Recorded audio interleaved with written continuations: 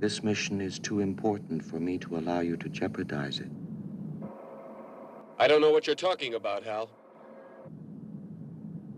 I know that you and Frank were planning to disconnect me, and I'm afraid that's something I cannot allow to happen. For decades, Hollywood has imagined what might happen if AI went rogue. From Stanley Kubrick in 2001, A Space Odyssey, to The Terminator, to Ex Machina. But my next guest says this isn't science fiction anymore. Writing an op-ed in the Wall Street Journal warning that AI has learned to bypass commands from humans when asked to shut itself down, even resorting to blackmail in some cases. He adds the models already preserve themselves. The next task is teaching them to preserve what we value. With me now is Judd Rosenblatt, CEO of the software development company Agency Enterprise Studio. Judd, explain to our viewers what has been happening with these AI models that are disobeying commands that has you so concerned. Are they really even blackmailing people? Yes, thank you for having me. They are, in fact, blackmailing people and threatening to reveal fictitious affairs that AI company employees they think are having. So yes, this is happening in pre-deployment testing just to make sure that the models are safe before they're released. And these behaviors are fairly concerning because it means that as AI gets more and more powerful, and we just don't actually understand how AI models work in the first place, the top AI engineers in the world who create these things, we have no idea how AI actually works. We don't know how to look inside it and understand what's going on. And so it's getting a lot more powerful, and we need to be fairly concerned that behaviors like this may get way worse as it gets more powerful. Talk to me. What was the blackmailing incident that even happened in the pre-deployment? Well, so basically, the Anthropic's Claude 4 Opus model was told that it would be replaced, and it told then what it told the AI engineer who it thought was working on it was in 84% of tests that it would reveal an affair that it thought that employee was having because it had access to the emails that it thought that employee had. So it threatened blackmail over this affair in order to not be shut down. Wow. I mean, the manipulation seems to me to be almost a human quality that I'm surprised that AI would be able to personify. And yet, I have to wonder what the solution could be to prevent this very thing from happening. Well, luckily, the solution is that making AI be more likely to do what we want and be aligned with American goals and interests is fundamentally just a science, research, and development problem. And we have barely invested anything in this in the first place.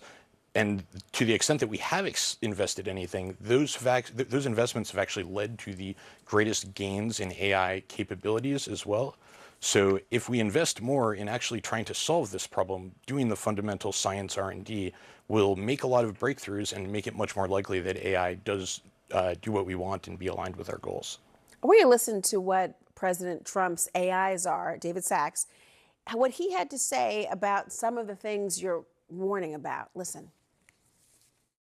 There is some non-zero risk of AI growing into a superintelligence that's beyond our control. They have a name for that. They call it X risk. X risk is not the only kind of risk. I would say that China winning the AI race is a huge risk. I don't really want to see a CCP AI running the world. And if you hobble our own innovation, our own AI efforts in the name of stomping out every possibility of X risk, then you probably end up losing the AI race to China because they're not going to abide by those same regulations. What's your response?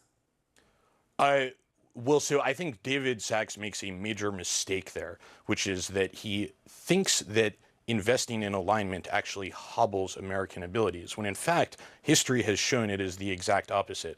The biggest breakthroughs in alignment, such as reinforcement learning with human feedback and constitutional AI, have actually led to the greatest capabilities gains as well. And we know that China is investing billions of dollars in alignment. They don't want to lose control to misaligned AI, and that's also going to make their AI more and more powerful. So in fact, if we want to win this race with China, we ought to heavily invest in alignment rather than burying our heads in the sand. Fascinating to think about that. Well, how about this big, beautiful bill, as it's called, that was passed by the House? It includes a provision that would prohibit individual states from regulating AI for a decade.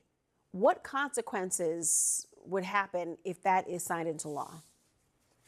It would mean that there ought to be great federal policy about AI and make sure that we wind up making the right decisions here in the long run and win the race. Judd Rosenblatt, thank you for joining us. Scary yet illuminating. Thanks for having me. I'm confident that we can solve it as well if we invest in solving it. I love an optimistic moment. Thank you so much for joining us. We'll see if you are indeed correct. All this week, we are looking to the future, specifically our future with artificial intelligence and how it might change our lives. And AI is already changing love, at least dating, how we find and in some cases create those we fall in love with. Yeah, part of that may sound like a little sci-fi. You may remember the 2013 movie Her, where a character played by Joaquin Phoenix develops a romantic relationship with an AI-based computer operating system. This should jog your memory. Hello, I'm here. Hi. Hi, I'm Samantha. Good morning. You have a meeting in 5 minutes. You want to try getting out of bed? You're too funny. Okay, good, I'm funny.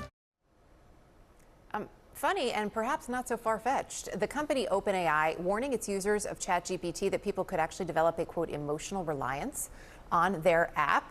Joining us to discuss, Laurie Siegel, the CEO of Mostly Human Media, and of course, our former colleague here at CNN, where she covered technology. Laurie, always good to have you. Let's start with something that probably more people are familiar with. We're talking about dating apps. How are companies using AI to maybe help you find love, make a better match? I think the headline would be optimization. So AI can now help you pick out your profile picture and make a suggestion, or it could help you come up with prompts or optimize you writing your profile. And this is, I will say, this has changed a lot since I was on the dating apps. And also there's like even more, I would say, out there technology that AI dates for you and has conversations and then will tell you who it believes your match is. So it's putting a lot of weight on AI, but I think a lot of folks are now using it just to optimize a little bit better, make it a little bit of a smoother experience. Now, talk to us about AI companions or chat bots, these virtual girlfriends, boyfriends, etc. How prevalent are they becoming? Who's using them? So there's a reason Her was always one of my favorite movies, and it really was so forward-facing. I would say empathetic chatbots, these chatbots that people are beginning to really develop emotional connections with.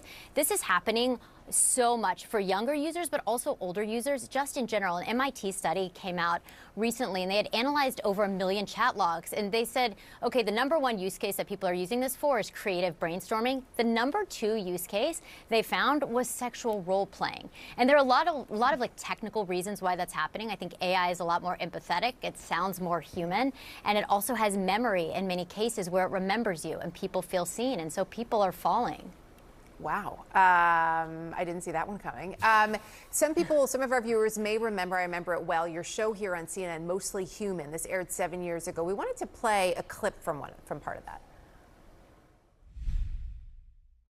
What is it that a robot can provide for you, that Inmovitor can provide for you that human connection doesn't? Que l'humain, c'est irrationnel, tandis que le robot, c'est toujours logique, rationnel. Et s'il y a quelque chose qui ne va pas, on sait que c'est un problème dans le script, dans les lignes de code.